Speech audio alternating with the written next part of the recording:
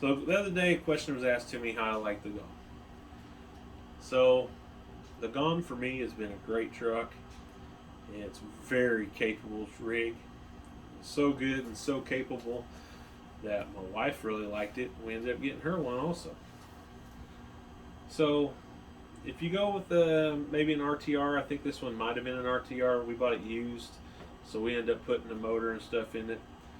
We haven't done anything to this truck. She's just drove it, and it's a beast.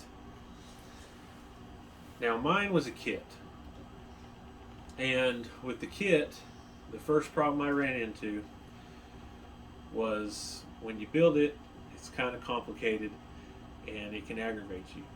I took a few days to build this, and I think that's a better way to do it. That way you have some time to kind of relax. You know, none of them are perfect. So there you go. So out of the box, after I got it built, I got it on a course, and I turned really sharp like it's sitting right now. And this CV axle bound up, which is a part of the Plus kit. So you get CV axles and metal drive lines. It bound up and it broke the locker.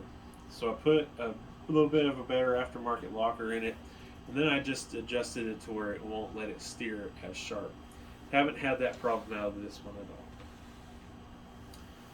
Next problem I had is with the shifter, and I will show you the problem with the shifter pretty soon.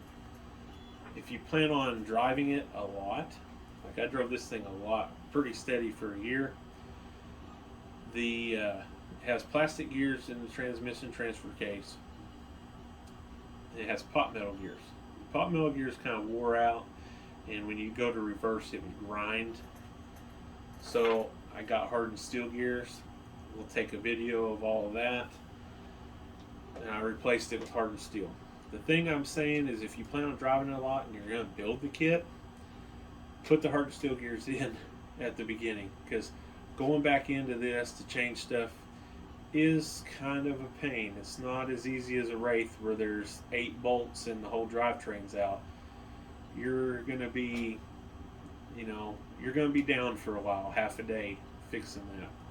I took a couple days, tore it down one day, mostly find out what happened, got the stuff, put it back together as soon as I got the stuff. So let's get you over here and we'll look at the shifter. So now for the shifter. So basically here's the problem.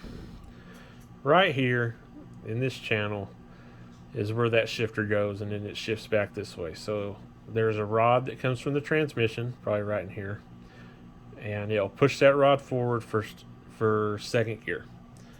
And then you go back to first gear, and then back here is the transfer case, and it will push the rod back to lock up your dig.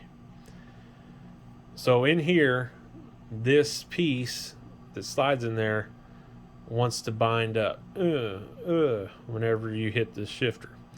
So I put the washer in here to try to fix that a little bit. It still hasn't quite fixed the problem. It's made it better, but it's not fixed. So if you go to build this, I would look around on how to make that better. Once you get in there and start looking at it, you'll start to see what the problem is. And both of them do it, and I've seen other YouTube videos where they do it. I think that in the end, this piece should have been metal, and the inside piece should have been metal, and something better should have come up with as far as a guide.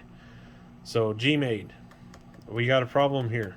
This needs to be fixed for sure. I almost forgot.